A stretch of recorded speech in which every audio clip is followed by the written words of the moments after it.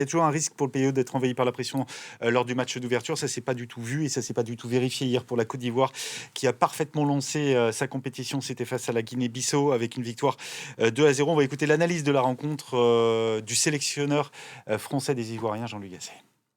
On avait décidé de démarrer fort pour se mettre en confiance et amener le public avec nous. On a ouvert le score sur un très beau but de Seko. Et ensuite, on a fait des temps forts et des temps faibles. Et il nous reste beaucoup de travail dans les temps faibles. Voilà, on estime, c'est ce qu'estime Jean-Luc Gasset, c'est que son groupe, il peut encore mieux faire, exploiter davantage ses temps faibles. Oui, c'est sûr que déjà d'avoir gagné ce match d'ouverture, c'est déjà une bonne chose.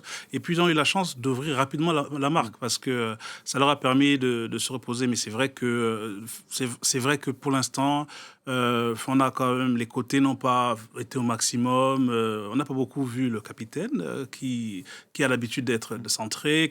Donc il y a beaucoup de choses, c'est encore perfectible, mais c'était qu'un premier match. C'était un premier match, mais contre une équipe de Guinée-Bissau qui, si elle avait été plus efficace, aurait pu vraiment gêner cette équipe ivoirienne. Moi, je comprends tout à fait Jean-Luc Gasset quand il dit qu'il y a des axes de progression qui sont évidents, notamment défensivement. Il y a eu des prises de risques sur des relances assez incroyables de la part de joueurs qui sont quand même techniquement au-dessus du lot. Donc, c'est peut-être dû à la pression, c'est vrai. Et c'est vrai que le fait de gagner ce premier match, ça va libérer certainement un petit peu les esprits. Mais il y a quand même aussi des progrès dans le jeu à faire. Cette équipe de Côte d'Ivoire, on le sait, elle est bourrée de talent. Il y a plein de choses, plein de bonnes qualités, plein de choses. Mais il faudra faire mieux, évidemment, pour aller plus loin. Là, c'est un premier tour. On sait à quel point c'est important de le passer sans encombre. Donc, on va difficile de tirer quand même un encenseignement de cette rencontre, tant l'opposition et déjà on parlait d'Aller hier qui n'était pas là. Crasso, moi je l'ai trouvé plutôt bon. En première mi-temps, il a eu des occasions. Il aurait dû être meilleur, mais il a marqué un très joli but. Donc ça, c'est important quand même aussi pour lui et pour la confiance. J'ai trouvé que Bamba avait été très intéressant aussi. Fofana, buteur aussi, qui touche la barre transversale, très important. Donc il y a quand même beaucoup de qualités, ça on le savait dans cette équipe de Côte d'Ivoire, ça s'est confirmé hier. Oui, c'est vrai qu'il y a beaucoup de qualités. C'est vrai que c'est difficile d'avoir une vraie opinion sur l'ensemble en raison de la structure de l'adversaire. Je ne sais pas ce que tu en as pensé, Hervé, mais moi je trouvais que les joueurs étaient cuits très rapidement. Ils étaient fatigués. On a vu Fofana à la fin du match. Il n'en pouvait plus. Oui, mais l'humidité, ça joue aussi humide, sur ces premiers matchs.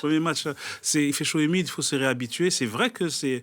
Mais toutes les équipes sont fatiguées, parce que même le Ghana a terminé les CV, la plupart des joueurs, alors qu'il y avait des pauses fraîcheurs. Donc c'est vrai que c'est un vrai enjeu, comment ils vont tenir. Et bon, contre le Nigeria, c'est un peu plus tôt dans la journée. Donc bon, on va voir. Mais c'est vrai que c'est déjà beaucoup plus simple pour eux de jouer contre le Nigeria que de jouer contre la Guinée-Bissau, puisque a priori c'est le Nigeria qui aura la pression. Allez, un œil au classement de ce groupe A, la Côte d'Ivoire qui est en tête donc devant le Nigeria, la Guinée équatoriale, la Guinée-Bissau dernière. Côte d'Ivoire-Nigeria, ce sera donc jeudi. 2 confrontations en Coupe d'Afrique des Nations entre ces deux nations. Une victoire de chaque côté. La dernière fois, c'était en 2013 et les Super Eagles avaient gagné et avaient même été titrés. C'était en Afrique du Sud.